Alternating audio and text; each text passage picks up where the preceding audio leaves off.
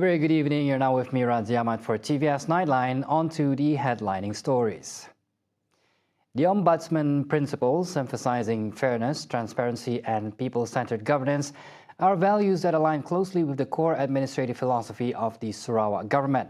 Premier Dato' Patinggi Tan Sri Abang Joritun Openg, in a speech read by Deputy Premier Dato' Amar Dr. Sim Kui Hian, says these principles must be instilled at every level of the public service to ensure that all government decisions and actions are made fairly, transparently, and in the best interests of the people. It's called the Ombudsman principle is about fairness and justice.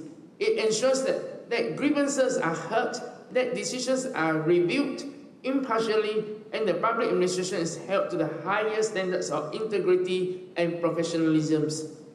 This Ombudsman principle resonates deeply with our Sarawak values of fairness, transparency, and people-centric governance. It is a principle that must pervade every levels of public service, from policy formulation to frontline delivery. In his address at the Sarawak Ombudsman Day 2025 celebration today, he further emphasizes that the Ombudsman principles play a crucial role in ensuring effective checks and balances within the government. As public servants, we are entrusted with the hopes and needs of the rakyat. Every action we take, whether issuing a permit, managing a budget, or implementing a project, we must always reflect our commitment to fairness, professionalism, and responsibility. He further stresses that the strength of a government is not measured solely by its economic or technological capability, but also by the moral and ethical values upheld within its public service. Meanwhile, Sarawak is stepping up efforts to boost its tourism sector, rolling out strategic initiatives that include new international flight routes and more sustainable tourism infrastructure. Premier Abang Johari says the move aims to attract more international visitors and drive stronger economic growth for the state.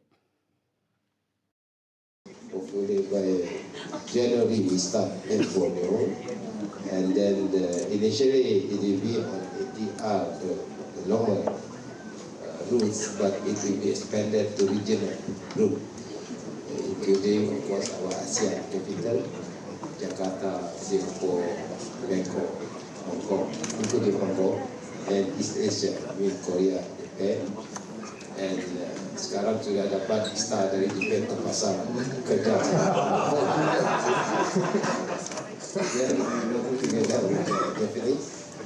And China, southern part of China, within a range of 6 hours. That will give you quite a good catchment of ticket for us to bring people to Sarawak. He also highlighted the strong performance of Sarawak's tourism sector so far, recording nearly 8 billion ringgit in receipts, with projections to hit 12 billion by year's end. Yeah, we are already reaching the 8 billion in terms of what we call tourism receipt. In 3 years, we are targeting for 12 billion. I think by December we may reach 12 billion. In other news, Sarawak is prioritizing dam safety as one of its strategic agendas to realize a developed and high-income region, as stated in PCDS 2030. Through a text speech read by Deputy Minister of Utility for Sarawak Energy and Petros, Dato' Ibrahim Baki, Premier Abang Johari said Sarawak's development must be well-balanced between economic prosperity and environmental sustainability. A pursuit of green power and enhanced water security are two of its core strategic thrusts. Therefore, for us, dam safety is not just an engineering requirement. It is a PCDS 2030 strategic imperative that underpins our entire sustainable development path. Recently, the federal government, through the Ministry of Energy Transition and Water Transformation, PETRA, has approved the establishment of the National Dam Centre to strengthen water management. Abang Johari added dams in Sarawak play a crucial role in pioneering the development of sustainable energy. Look at Batang Air Hydro Electric Plant, which celebrates its 40th year of powering Sarawak this year. It is a true testament of our earlier leaders' farsightedness in having ventured into the little-known territory of our state and country that was renewable energy development. Thanks to this visionary approach, Sarawak has been blessed to enjoy 4 decades of positive socio-economic impact from the commissioning of Batang Air HDP. I was told that there will be a technical visit to Batang Air plant. I hope a lot of you have signed up for this. This historic dam is also home to the 50 megawatt Batang Air floating solar farm.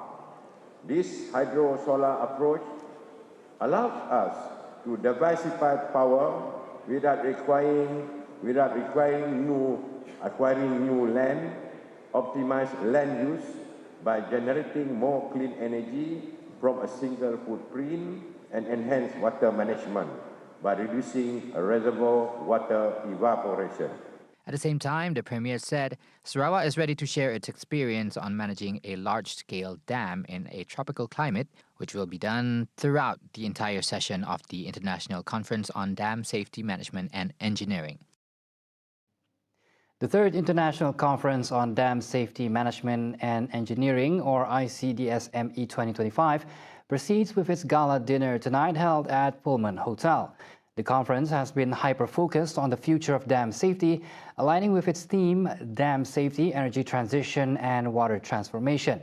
Of course, attendees include industry experts, engineers and policymakers. Our reporter Lorenzo Isaac is on the ground with the details.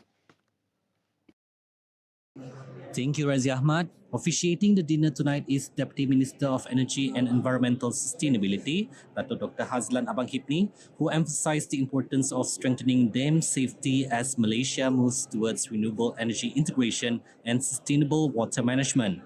The conference, which runs from 4th to the 7th of November, brings together local and international experts to discuss new innovations in dam design, safety management and environmental resilience, featuring 37 exhibitors, technical workshops and award presentations. Among the keynote speakers this year are industry figures from Canada, Australia, Indonesia, Switzerland and China, alongside Sarawak Energy Berhad and TNB Power Generation Sendirian Berhad. The event aims to foster collaboration, promote knowledge exchange and strengthen Malaysia's position in sustainable dam development and energy transformation. That's all the updates that I have. Back to you in the studio, Razi Ahmad. Police have arrested a man who allegedly impersonated a police officer to rob and rape a woman at the Similajau Forest Reserve in Bintulu. The suspect, believed to be in his early 50s, was detained in Cebu after a 6-day manhunt that began on October 30th. According to police, the incident happened on October 29th when the suspect allegedly offered financial help to the victim before luring her to a secluded area. There, he reportedly robbed her of her mobile phone and sexually assaulted her. Investigators say the suspect's act of impersonating a law enforcement officer was part of his deception to gain the victim's trust. Following days of intensive tracking, officers from the Bintulu Criminal Investigation Division finally moved in, arresting the suspect in Cebu at around 2:30 yesterday afternoon. Police say the case is now being investigated under Sections 392, 376, and 170 of the Penal Code for robbery, rape, and impersonating a civil servant. The public is urged to remain alert and to always verify the identity of anyone claiming to be an enforcement officer. The Transport Ministry is reviewing a proposal to require airlines to display the amount of government subsidy provided for flight tickets between Peninsular Malaysia and Sabah, Sarawak and Labuan during festive seasons. Its Minister Anthony Loke says discussions will be held with airlines to determine the best mechanism to ensure passengers are clearly informed of the subsidies they receive. Kementerian Pengangkutan mengambil maklum bahawa sesetengah penumpang mungkin tidak sedar jumlah subsidi besar yang telah diperuntukkan kerajaan apabila mereka membeli tiket penerbangan pada musim perayaan. Kementerian Pengangkutan mengalu-alukan cadangan dari Yang Berhormat dan akan berbincang dengan pihak syarikat penerbangan bagi mencari mekanisme terbaik untuk memaklumkan kepada penumpang berkenaan dengan jumlah subsidi tiket penerbangan yang telah pun memanfaatkan mereka. LOG adds that the ministry has spent 19.5 million ringgit this year to subsidize 39,744 flight tickets, equivalent to 491 ringgit per eligible ticket. Through the subsidy, the maximum fare passengers pay is capped at 499 ringgit, even though the average actual ticket price is 990 ringgit. The subsidy initiative has been implemented for Chinese New Year, Hari Raya Aidilfitri, Gawai Daya and Kaamatan and will continue for Christmas next month. The government is looking into establishing a centralized data center to store and manage all gathered data nationwide. Deputy Minister of Investment, Trade and Industry Liu Chin-tong says such initiative is to further solidify security and sovereignty of national data. The facility will be developed according to current standards under the Digital Ecosystem Acceleration Scheme, or DSAC, set by his ministry and the Malaysia Investment Development Authority, MIDA. Tidak ada isu bahawa kedaulatan ataupun isu maklumat dikeluarkan daripada pusat data untuk mengarah ke hala tuju ke masa hadapan. Kita akan ada fasiliti atau pusat data khusus untuk data kerajaan. Itu adalah untuk maju ke hadapan data center untuk memastikan kedaulatan maklumat negara akan diadakan.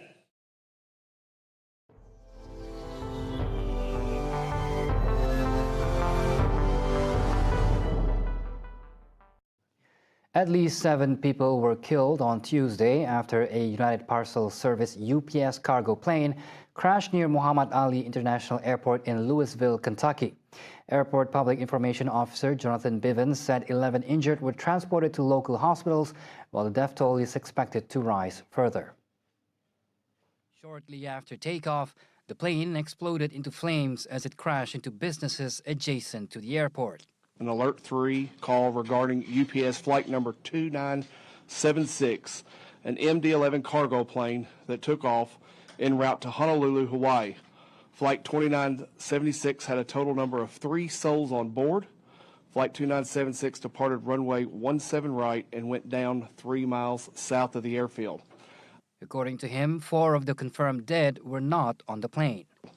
I can confirm a total number of 4 fatalities and 11 injured that were transported to local hospitals at this time. These numbers can increase as the investigation continues with partnerships of local, state, and federal investigators. Here at the airport at this time, runway 1129 is open, and all departing flights have been canceled for tonight. More than 100 firefighters from across the region are still on the scene working, he said, adding there are still hotspots and road closures. The National Transportation Safety Board is in charge of the probe into the crash and will be the primary source of information about the official investigation.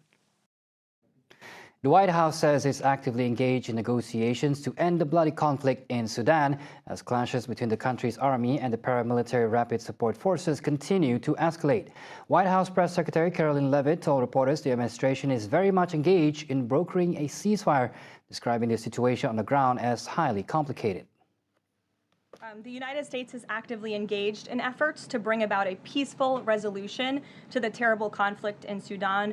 We remain committed to working with our international partners, including Quad members, Egypt, Saudi Arabia, the UAE, as well as others, to lead a negotiated peace process that addresses both the immediate humanitarian crisis and the longer-term political challenges. The war, now entering its 2nd year, has claimed tens of thousands of lives and forced millions to flee their homes. Fresh violence in new areas of Sudan has raised fears of a deepening humanitarian crisis. And that's it for TVS Nightline. I'm Razi Ahmad. Thank you for watching.